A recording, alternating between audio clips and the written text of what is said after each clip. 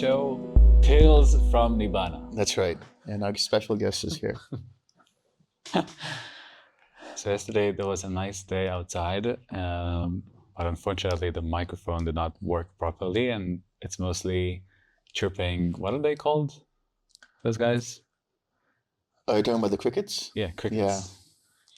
Chirping crickets. So there was a very high chirping cricket to Dharma ratio.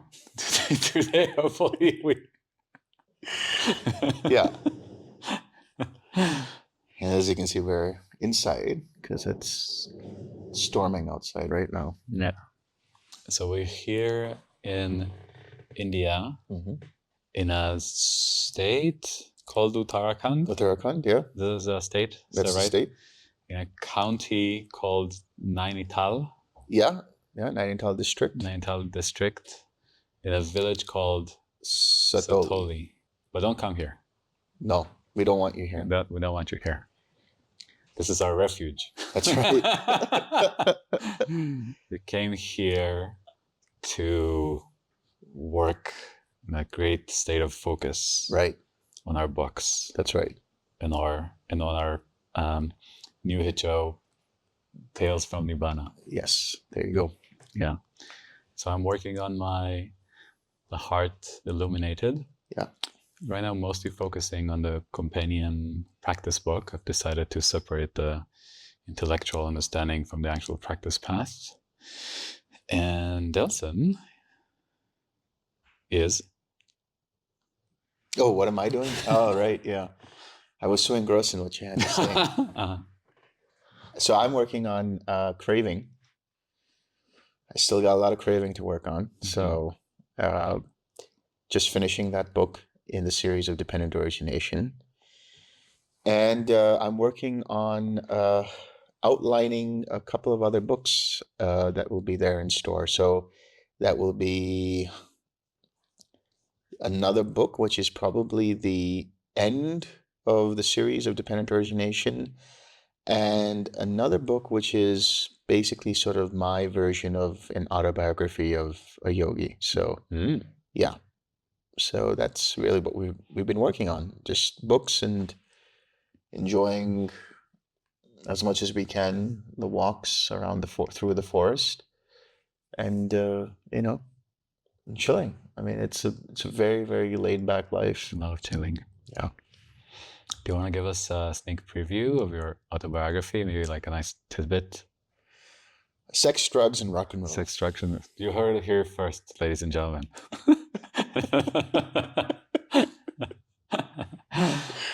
Cool. So what shall we talk about today? Well, one question that came to mind today was, seeing as how, classically speaking, in the Theravadan maps, but also everyone I know who's attained to Arahantship has said that there's still karma to work through.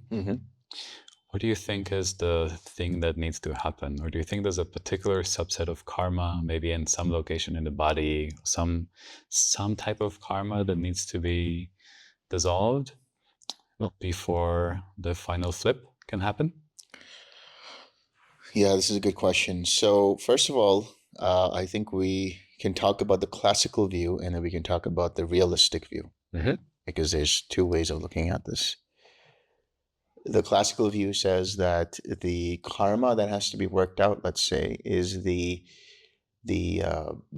classic 10 fetter model, which means the first 5 lower fetters have to be gone, which is wrong view or attaining right view, no doubts about the Buddha, Dhamma, and Sangha, not clinging to any rites and rituals, and no self views. So letting go of any idea of a permanent self on an intellectual level, and then sensual desire and aversion. These are the other 2 of the lower 5.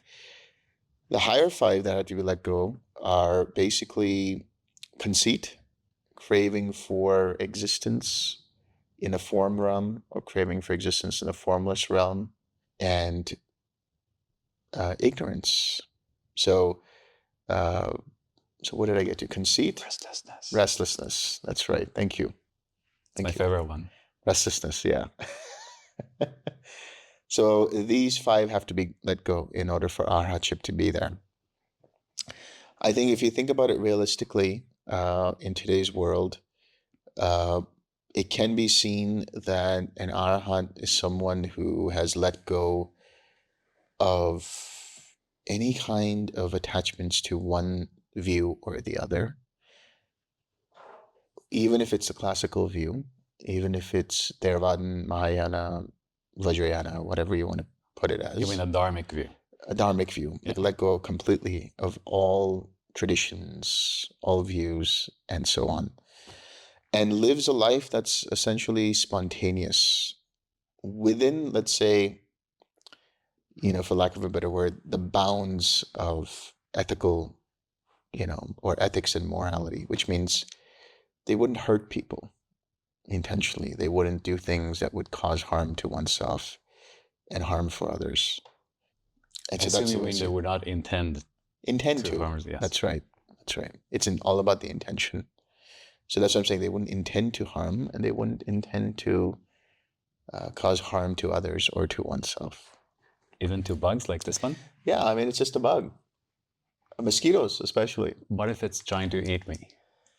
Probably the largest bug, as we've been told, is about the size of my palm. Mm-hmm. And those are not going to do anything to you. So anything less than that, it's fine. The other day I got bit by 2, I guess it was an ant of some kind. It was the most painful experience that I've had in a long time. Yeah. And they just like sparked all the way through here and then through my arm. And then there was another one, and it felt like I had some sciatica pain. But then it subsided after a while. But I was quite surprised by that. So let's say you're surrounded by those little buggers. Mm-hmm. They're chomping towards you. Would you harm them? No, I would not harm them intentionally. Mm-hmm. Right? Now, if I stepped on them by mistake, that's a different thing. So you let them come at you and bite you? No, I would flick them off. Don't make me try to foist a more exaggerated story about you. No, I want to. You want to? Okay. So, it's not a bug. Yeah. Let's not go with a human, but it's like a lion comes at you. Yeah. And you have a rifle. Yeah. You're trying to escape. You're cornered. It thinks you slept with its wife or whatever. Like you're like this, and it's coming at you. Yeah. What do you do? Instinctively, I would probably shoot the rifle. Okay, thank you. Right. But there's always a motive to cause no harm to living beings, intentionally. Another teacher I greatly appreciate, when I asked him something similar, even with a human attacking him and so on, said that, of course, he would defend himself while doing whatever he can within the realm of his skills. Of course, limited. He's not some martial arts master or anything. To just incapacitate the person, trying to minimize harm.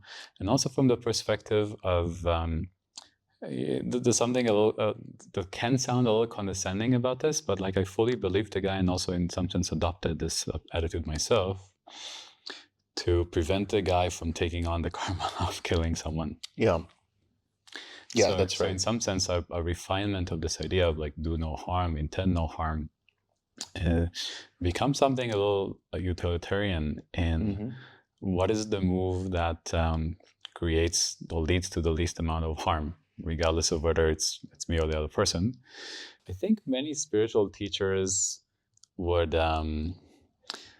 try to pretend to be a little righteous in saying that they do not prefer themselves over another person, but at least that guy who I highly value would say, of course, if it comes to me or him, it's me. It's not even something that I think about. It's just the instinct. It's the instinct. My animal body. That's why it would react.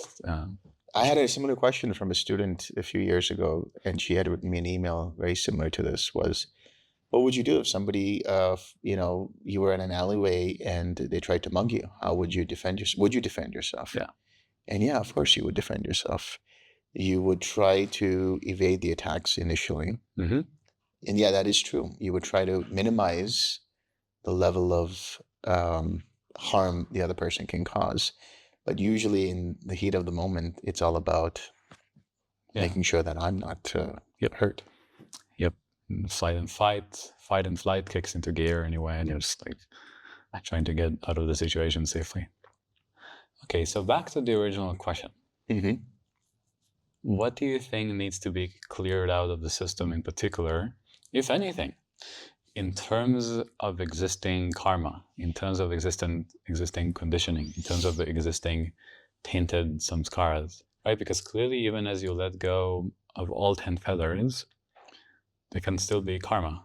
And most people, I think, attain to arahantship and then have to continue clearing out the karma. In some sense, you could even say, and this is more the later vehicles, you attain to that level because that's like a vantage point or a configuration of the system or a basis of operation that allows you to minimally suppress the type of karma that otherwise the entire system is pushing down, right? Because it has all sorts of views about how you're supposed to be, what you're supposed to feel, what you're not supposed to.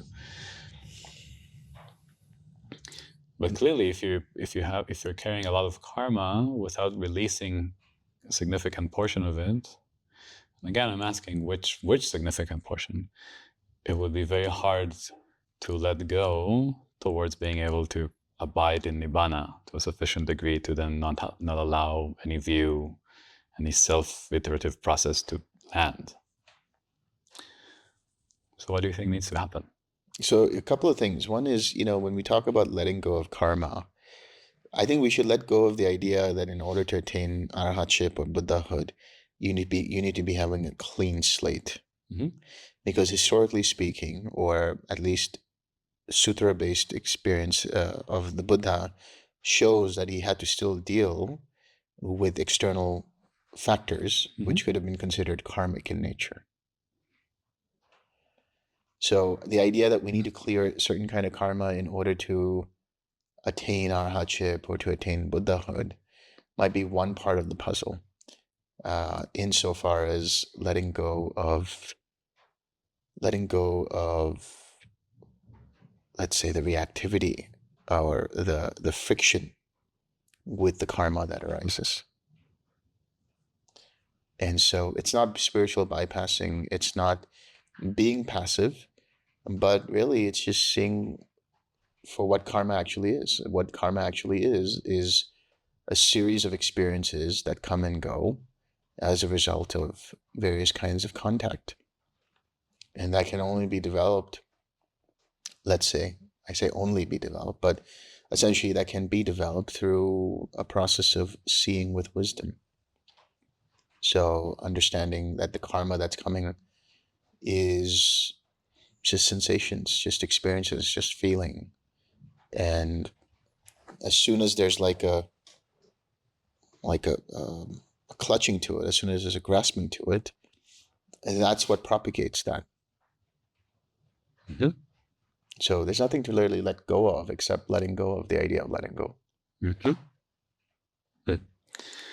Likewise, I would say, in a way it doesn't really correspond with the 10 feather model, that every time I've had this flip to what felt like a complete ground level of reality, so to speak, without being caught up with the junk, it wasn't so much that I stopped having the type of vibration or the flavor of sensation that I would call restlessness. It's just that I could no longer believe that calling it restlessness is something reasonable to do.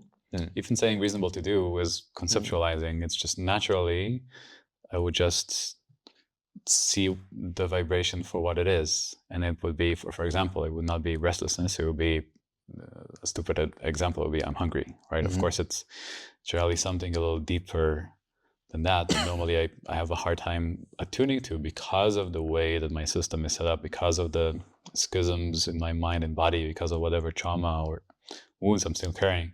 Then from that perspective, I could no longer believe that calling anything a fetter or calling anything craving is in any way some ultimate reality. And of course, that's not to say that the process of restlessness or the thing that we could call craving wasn't still there and influencing the system in some way. But from that perspective, it just became much easier to relate to it skillfully. And of course, abandon the craving as soon as it arises, right? Because in some sense, even calling something craving or restlessness, for that matter, is a subtle way of putting it in a box, and then putting that box in the bad pile, right? And it's a subtle way of pushing it away. So in some sense, that's what went away in those configurations of mind versus the thing in itself. Does that resonate with your experience? Yeah, I think this kind of points back to our conversation the other day, which was about like when we talk about earth in relation to earth and all of these things, you know, because calling it like, I really like Krishnamurti's statement, which is the word is not the thing, right? The word is not the experience. Yeah, the map is not the territory. Yeah, makes a lot of sense. And it does resonate with the way I see things. Yeah.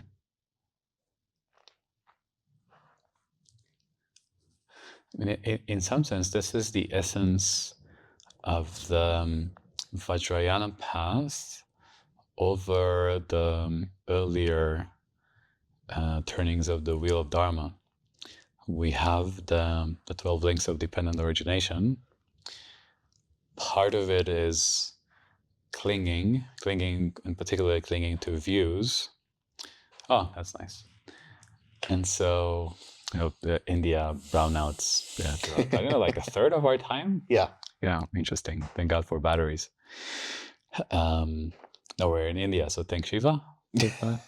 Vishnu. So in some sense, the quintessential Vajrayana move that, of course, you don't have to do anymore when you're an Arahant, because that in itself is the same type of realization. The quintessential fake it till you make it Vajrayana move is also not clinging to the view of the 12 links. Right. Such that you completely jump out of the system, so to speak, or you transcend and include the system in such a way that even as, of course, you're still dealing with the process that we can call craving, you're not clinging to the idea of craving in a way that then subtly inclines the mind to continue spinning through, so there's clinging, and it means I have to do this, it means that I have that as a self that's in samsara, and then you condition the next moment of perception, and again you have tainted contact with leading to feeling and blah blah blah blah, the whole thing. So the essential Vajrayana move that's possible, or I guess I would say is enhanced throughout the every step of the Mahamudra path that I'm familiar with and have been teaching lately, is a way to empty out, and then in that sense transcend the idea that craving exists a priori, that it's something self-existent, inherent in the world, which is of course ridiculous rationally, but as you take your first steps in Buddhist school, right, that's the first truth that you learn, right? Craving leads to suffering, and you suffer, right? There's tension, there's ease, and like, oh, craving, right? Like, it's in some sense the first steps of the path is refining a gross level understanding that serves you up until a certain point, right? Because at the beginning it's very useful to be like, oh, okay, this is craving, and I'm gonna stop doing that, right? Which is of course another way of controlling, another way of selfing, creating the self-iterative agent, so to speak, trying to control and manage the world. And then later on, I'm going to say something that's going to piss off many people, probably. Sort of like going from a high school model of atoms, in the way electrons orbit them and so on, into a college level or grad level where you have statistical clouds and the whole model, right? So it's like having something to grab hold onto at the beginning that's skillful, and then moving beyond it once you've ingrained the fundamental understandings of that vehicle of Buddhism. Yeah, this makes a lot of sense to me, because even if you go back to like the Theravadan model in the Pali Canon, there are references to this. In Anguttara Nikaya, there's references to where the Buddha talks about, he says luminous is the mind, but due to adventitious defilements, the mind becomes obscure. That's the way he says it. And adventitious means not inherent to the quality of the mind. So craving is not part of the mind. What do you have to get? I don't think it's going to be picked up, so it's fine. We'll see. We'll see how it goes. And the other thing is, he even talks about craving as being an impersonal process. Like it has nothing inherent to do with what I'm doing. It's, just it creates, in the Theravada model, it talks about craving being the cause of suffering or the condition for suffering. Yeah, that's one way of looking at it. But then eventually, there's a sutta called 6 Sets of 6, where he says, even craving is not me, not mine, not myself. And that really just means that craving is another concept that's put onto whatever is happening in this process. So even the suttas make a point of this, talking about the innate, free, luminous, self-knowing quality of the mind, the obscurations and the empty nature of the obscuration, the lack of self-nature of craving and even conceit. So how is it that so many Theravadan schools are so keen on making craving the bad thing? Well, for one, these kinds of suttas are few and far in between, right? I mean, this is just one or two of those. And then there's also Anidassanam and Viññanam, which is a whole other topic, which Theravadans have different ways of looking at. I mean, everybody has different ways of looking at that particular one. But I think when it comes to craving, it is like how you said, right? It's like graduated schools in that sense. So in the relative world where you start off, you have to understand what to let go of for your own mind. Like I even talk about it when regards to meditation and jhanas, where I tell people like the jhanas are not the big deal. They're just all these things that you use for your mind to kind of distract itself until you can get to the actual work, so to speak. The same way craving is something for the mind to do, to let go of, until it realizes that that's all just part of the conceptual process. So what should we talk about next? How about Viññanam Anidassanam? Viññanam Anidassanam, yeah. How about you speak first about all the wrong ways that people are thinking about this?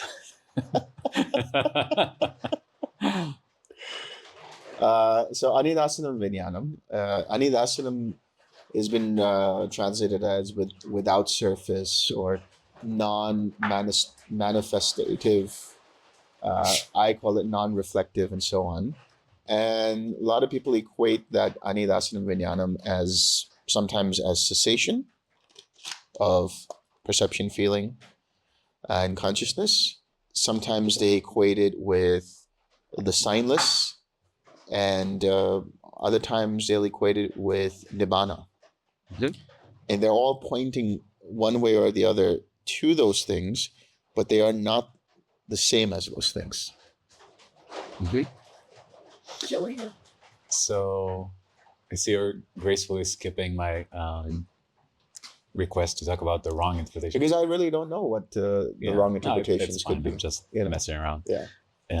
So what would be the difference between Anidassanam Viññanam, Viññanam Anidassanam, and cessation of perception and feeling, aka being in Nibbana.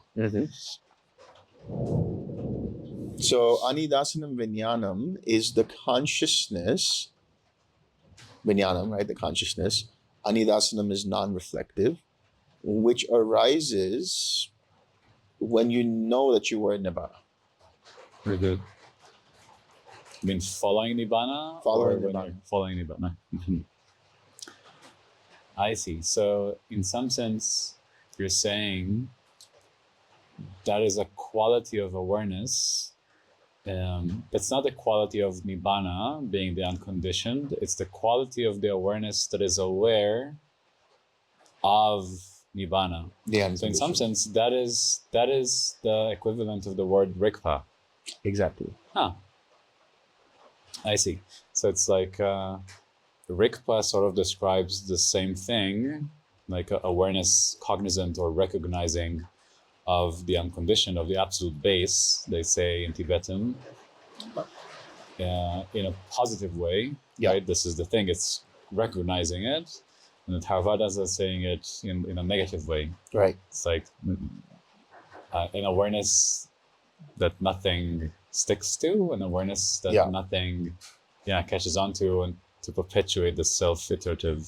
Right.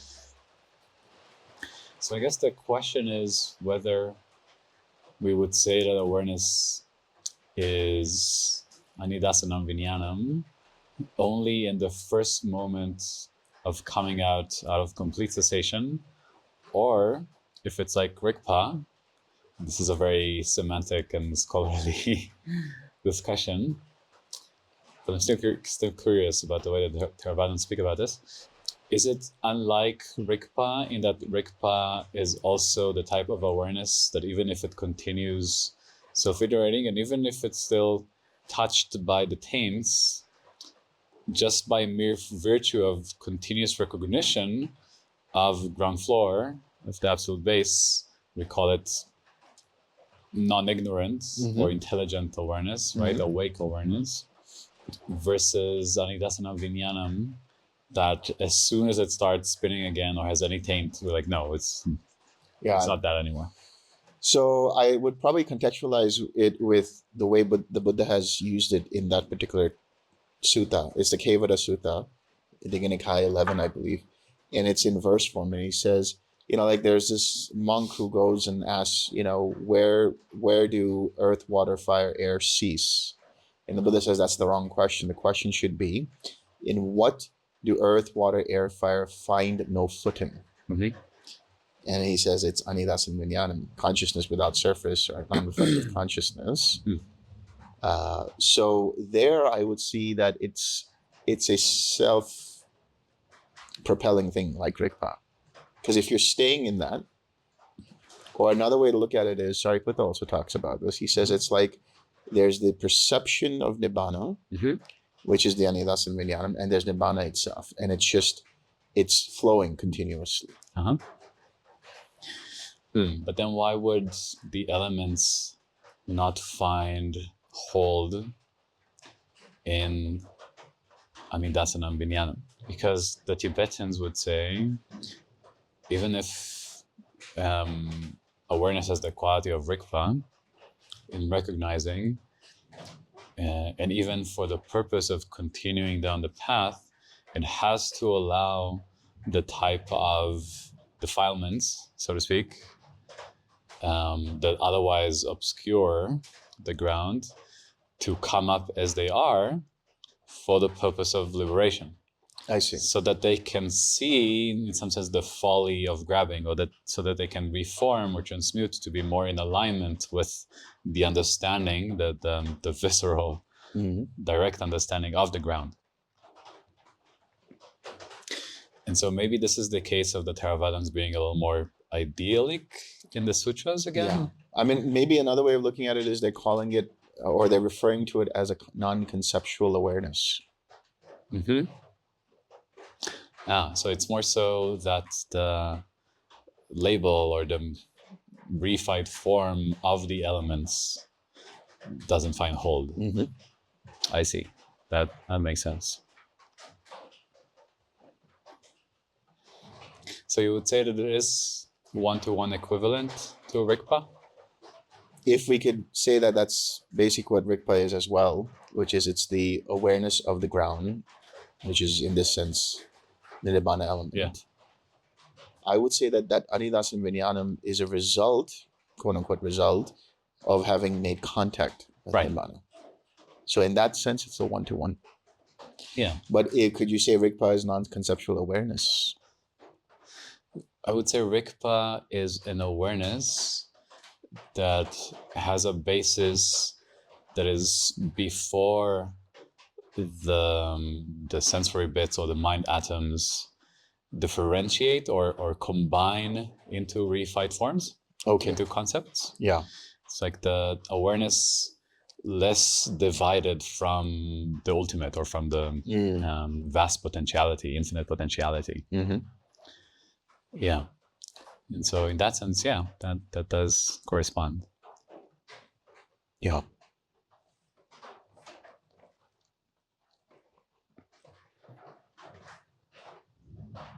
Okay, great. We've solved the divide between Tibetan Buddhism and... We have made peace. We've made peace. Oh, finally. And no longer shall the schools of Buddhism war over random reified definitions. Let it be known today, on the 3rd of... What month is this? June. You can see how isolated we are. Yeah. I still think my emptiness is a little more empty than yours. All right, well, that's for another discussion.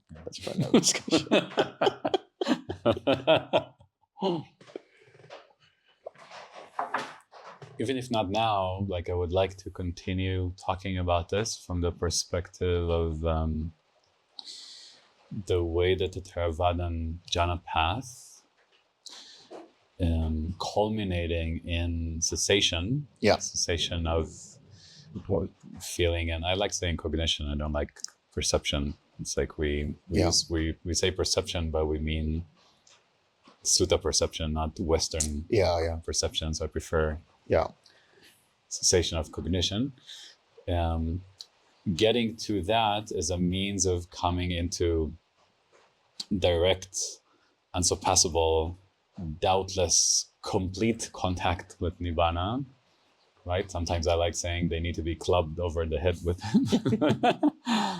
versus the later vehicles which point to you the parts of awareness that are already in contact with it. Mm-hmm. So I'm bookmarking that.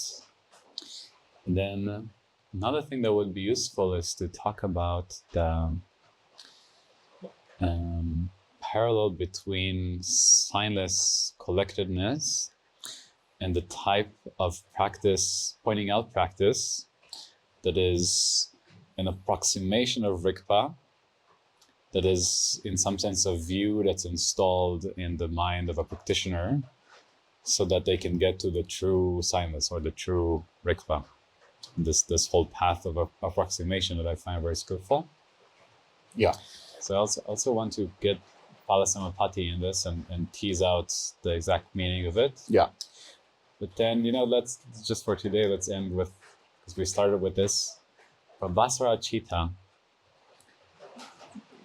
It's like more of a description of like the content of awareness. So like the shift in quality of the mind that correlates with contact. Like where would you put this?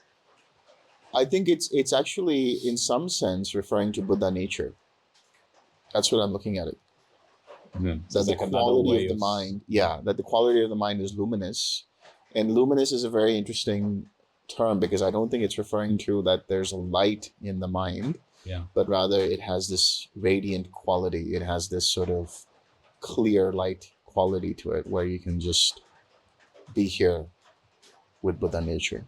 What's the difference between luminous mind to ordinary mind? Ordinary mind, let's say, in conventional terms, gets caught up in whatever is going on. Mm-hmm. And then starts to, grab and reify and everything. Whereas luminous mind, which is the natural quality of mind, is, in conventional terms, present and ever fluid to whatever's happening at the moment. So where does the notion of luminosity come from? What's the essence of that? I think it's referring more to the clarity of mind. Good. So the continuous capacity to see through any mental construct very clearly, not being able to get caught in it, like seeing the porousness of perception. And in my experience, the more the mind is deconstructed and the more reified forms coming up, mental contact coming up, is naturally seen through as empty, also corresponds with a sense of not just spaciousness in this sense, but like a porousness, like everything has more space inside and between, right? Where otherwise the reified form like blocks some of this, what in my mind I relate to as luminous nature, or like the clear nature. Yeah. So does that correspond with what you're saying? Because it sounds like the way that you're treating luminous mind is not so much in the something has changed in terms of my subjective perception, like the quality of even just immediate sensory perception. I'm looking at it as the Buddha's talking about the natural state of the mind, which is that it is ever present to whatever's happening, spontaneously present to everything, without any kind of effort. So again, like, why would you choose the word luminous for this? Yeah. Pabhassara, Pabhassara means bright, it means radiant, it means luminous, and all of these things. So a mind that is not dimmed by mental contact, reified forms, grabbing, squeezing, holding hostage the sensory afferents for their purposes. Because the last part of it is obscurations, right? There you go, the luminous mind, The last part of it is obscurations, where the mind is obscured by the adventitious defilements, by the fact that it starts to grab onto them. Yeah, which is another interesting topic for discussion for another time. My thesis, which diverges very much from anything that I've seen in Buddhism or otherwise, for why this happens in perception, that I just hinted at, like in the way that reified forms to exist have to sort of grab the basic machinery of the chain of sensory perception, processing, and integration. But that's a topic for another time. Join us again in, how did we call the show? Nibbana. Oh, I forgot. Tales from Nibbana. Right, something like that. That's right. Good. Cool. Let's go eat.